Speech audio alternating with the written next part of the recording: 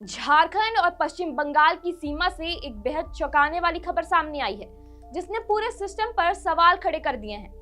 प्रवर्तन निदेशालय यानी ईडी ने एक ऐसे बड़े कोयले घोटाले का खुलासा किया है जिसमें 650 करोड़ रुपए से ज्यादा की काली कमाई का खेल चल रहा था। और ये सिर्फ एक अवैध खनन का मामला नहीं है, बल्कि इसमें संगठित तरीके से मनी लॉन्ड्रिंग, जबरन वसूली और राजनीतिक प्रशासनिक संरक्षण का पूरा नेटवर्क शामिल बताया जा रहा है। ईडी ने इस मामले में विशेष अदालत में चार्जशीट दाखिल कर दी है और जांच में सामने आए तथ्यों ने ये साफ कर दिया है कि पिछले 5 सालों से ये पूरा खेल लगातार चल रहा था। सबसे हैरानी की बात यह है कि इस अवैध कारोबार में कई प्रभावशाली लोग और अधिकारी भी शामिल बताए जा रहे हैं, जिससे मामला और गंभीर हो जाता है। ईडी की जांच के अनुसार इस पूरे सिंडिकेट का मुख्य तरीका था गुंडा टैक्स यानी जीटी के नाम पर वसूली करना। कोयला व्यापार से जुड़े लोगों से प्रति टन 275 रुपए से लेकर 1500 रुपए तक की अवैध वसूली की जाती थी, जो कोयले की असली कीमत का लगभग 20 से 25% तक होता था।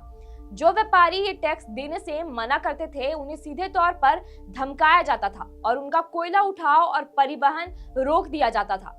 इसका नतीजा ये होता था कि खदानों में कोयला पड़ा रह जाता था और सरकारी कंपनी ईस्टर्न कोलफील्ड्स लिमिटेड को भी भारी नुकसान उठाना पड़ता था। यानी इस पूरे घोटाले ने न सिर्फ व्यापारियों को परेशान किया, बल्कि सरकार को भी करोड़ों का नुकसान पहुंचाया है। जांच में ये भी सामने आया है कि इस काले धन को छुपाने के लिए कई फर्जी कंपनियों और प्रोप्राइटरशिप फर्मों का इस्तेमाल किया जाता था। इन कंपनियों के जरिए पैसे को घुमाकर उस वैध दिखाने की कोशिश की जाती थी।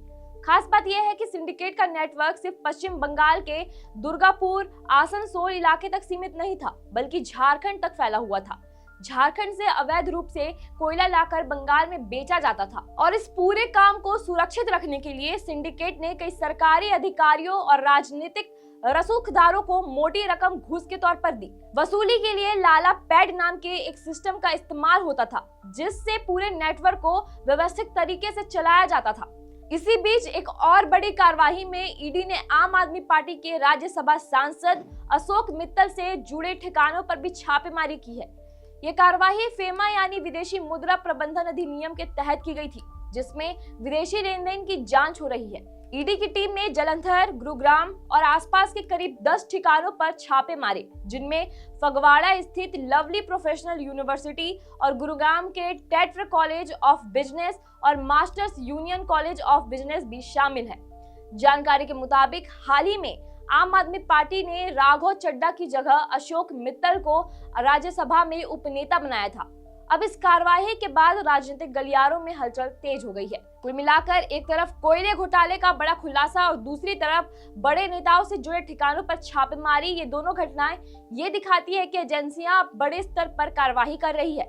लेकिन असली सवाल यही है कि क्या इस पूरे नेटवर्क के सभी दोषियों तक जांच पहुंच पाएगी या नहीं। खैर, इस पर आपके क्या विचार है, कमेंट करके जरूर बताएं और वीडियो को ज्यादा से ज्यादा शेयर करें। मेरा नाम आंचल सिंह है और आप देख रहे थे लोकतंत्र 90।